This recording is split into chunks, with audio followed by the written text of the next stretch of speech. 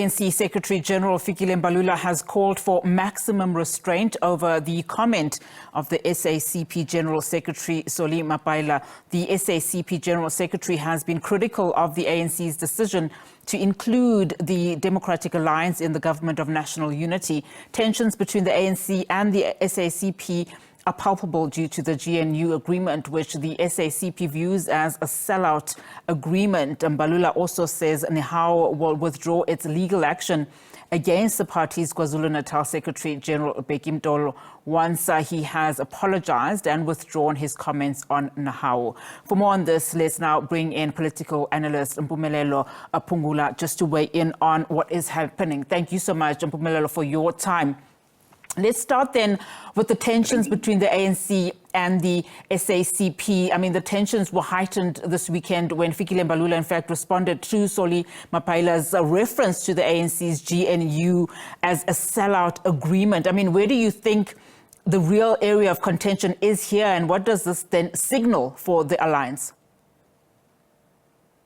Thank you, Nati. I think the recent tensions, especially with the SACP's criticism of the ANC stance as a sellout position, actually reflects a deeper ideological and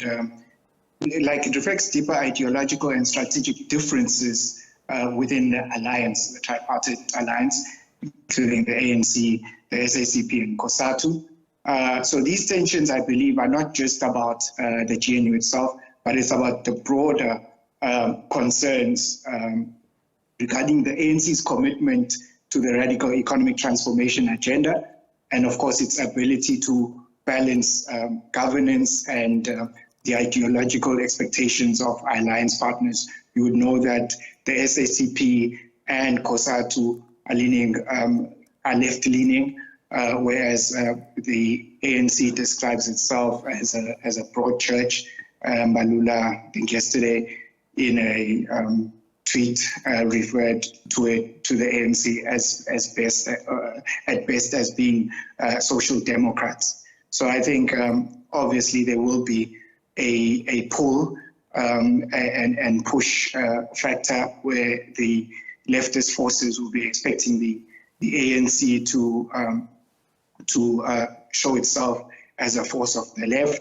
Whereas, like Mbalula pointed in this recent presser that the ANC has had, that the ANC in government needs to also consider the international the international economic forces. We are run globally by capitalism. I'll get back to the NEHAWU apology in a moment, but I just want us to ventilate this even further in terms of the ideological differences that you say may be at play here. I mean, the ANC was at pains during this press briefing to again explain its position in the GNU. And I mean, Fikile Mbalula going as far as saying that the ANC is the vanguard of liberation, the SACP is a vanguard of the people. I mean, do you think that we'll see a lot of this explanation, given the fact that on the one hand, we have this government of national unity where essentially the ANC is in agreement with the IFP and others, and the DA party, of course. And then on the other hand, you're seeing parties like the MK party really trying to bring in its structures in place, putting on top leadership in place, and the SACP and other alliance partners seemingly wanting the ANC to speak to everybody, as they've always been maintaining, in terms of then, being a party for the people. And as we've heard with the MK party saying that the party for black people, essentially. Yes, I think the SACP understands that politics in the politics of this country have generally not worked for the poorest of the poor, which unfortunately, due to failures of the ANC to bring significant socio-economic transformation in the country, means that the majority of the people in this country have not reaped the democratic dividend, so they are quite frustrated.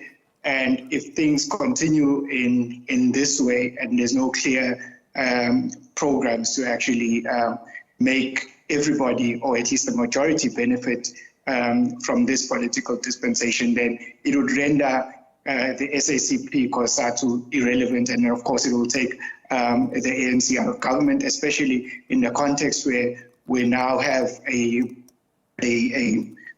so-called progressive forces that you pointed out to, the EFF and the MK, who are quite clear ideologically to be on the left, and they are also clear to say that they represent the black majority, which black majority is still largely in poverty and lack in this country.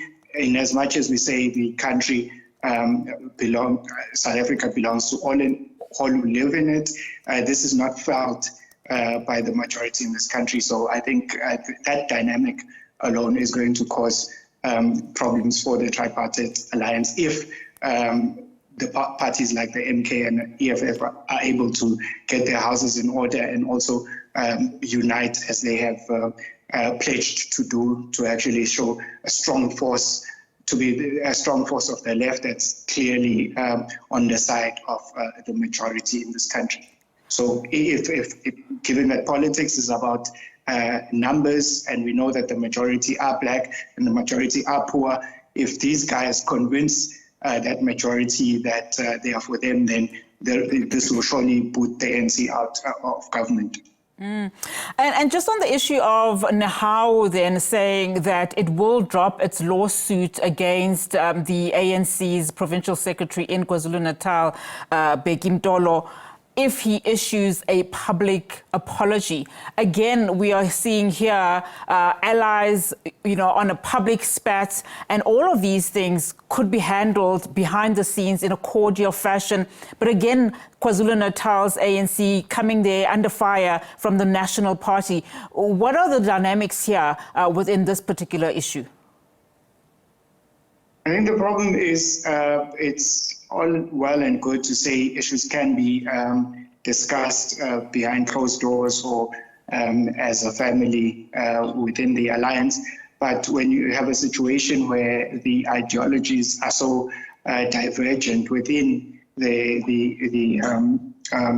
tripartite alliance itself, then it definitely will see a situation where, especially because the ANC is the leader of the alliance, and the ANC also for the longest time has been the leader of government, so they have actually the power to deploy and to disperse patronage. So it then places members and leaders of COSATU and the SACP at a disadvantage, and advantages the ANC. So in a situation where you now have pressure from the so-called progressive forces that are on the left, then it presents sort of an existential crisis for the SACP and Nehau. So it's these sort of things will certainly get, the frustration will lead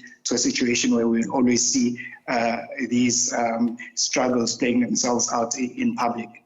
Interesting times indeed. Thank you so much, Mpumelelo, for weighing in on this matter. Political analyst Mpumelelo Phungula there for us.